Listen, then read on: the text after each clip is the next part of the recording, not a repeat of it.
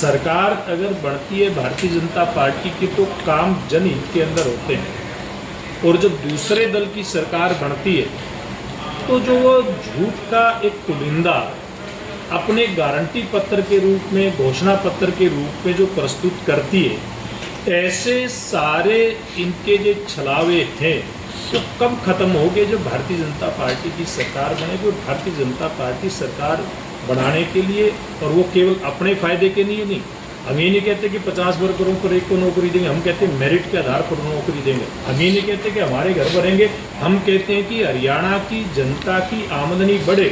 और इस दौर में भारतीय जनता पार्टी की सरकार में हरियाणा के किसान की, देश के किसान की आमदनी में गुणात्मक जो बढ़ोतरी हुई है, ये मैं नहीं कहता, ये सारे जो रिकॉर्ड हैं, सारी एजेंसी उनके रिकॉर्ड इस बात को कहते हैं।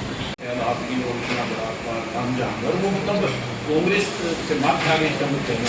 देखिए, कई बार झूठ जो है वो बहुत तेज गति के साथ फैलता है, सच बड़ा धीरे चलता है, लेकिन धीरे चलने के बाद भी सच्चाई अपना प्रभाव होता है, झूठ को खत्म करने का काम करता है। इस चुनाव के अंदर सच और झूठ सारा सामने किसान क्यों आपकी इन्होंने इससे पूर्व जब राजस्थान में इनकी सरकार बनी थी तब ये कहते थे कि हम किसान का कर्जा माफ करेंगे, तो राजस्थान में 5 साल इनकी सरकार चल करके सरकार खत्म हो गई, वो वायदा पूरा नहीं किया। लेकिन हरियाणा सरकार जो भारतीय जनता पार्टी की सरकार चल रही है, केंद्र में हमारी सरकार चल रही है, नरेंद्र मोदी जी ने एक वायदा किया था कि हम 2 किलोवाट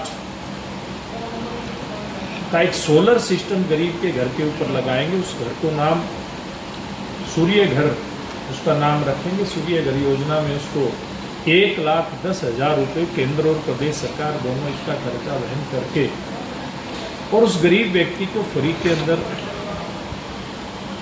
बिजली मिले, इस बात को हमारी सरकार ने पहले सुनिश्चित करने का काम किया।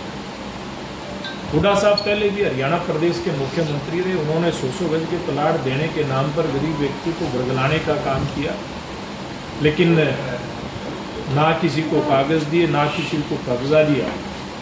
और ये भी प्रक्रिया अगर आगे बढ़ाई,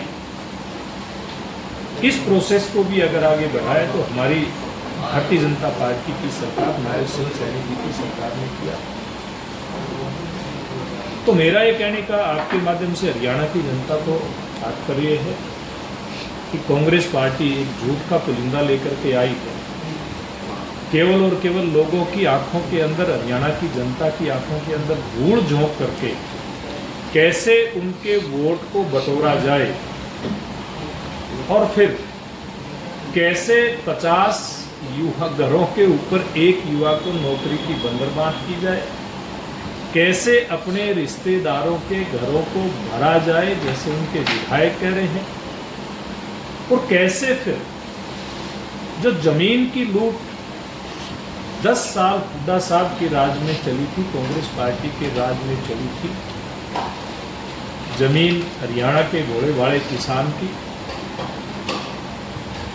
और आखिर में फायदा मिला उनकी पार्टी के एक विशेष परिवार के दामाद को।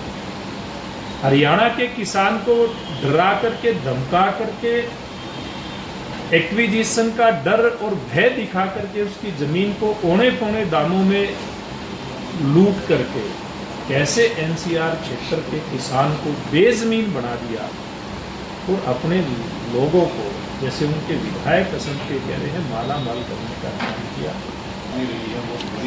जी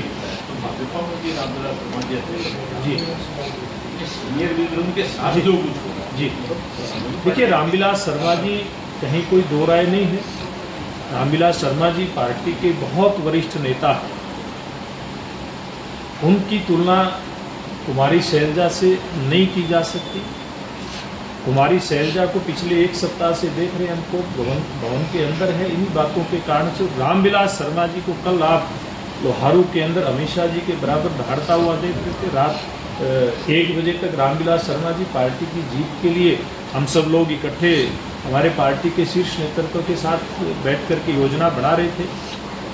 भारतीय जनता पार्टी अपने सब नेताओं को सम्मान के साथ लेकर के आगे बढ़ें। लेकिन सेंसर वही नहीं करी, रामविलास शर्मा जी को देखिए- वो पड़ेगी। देखिए, रामविलास शर्मा जैसे मैंने कहा पार्टी के बहुत वरिष्ठ नेता हैं, उनके पुरुषार्थ के कारण से भारतीय जनता पार्टी बहुत आगे बढ़ी। लेकिन उस पुरुषार्थ को देखो, अगर कोई बंदा रोता है बेवजह उसकी किसी आदमी देखिए, रामविलास शर्मा जी ने सारी बातें स्पष्ट की।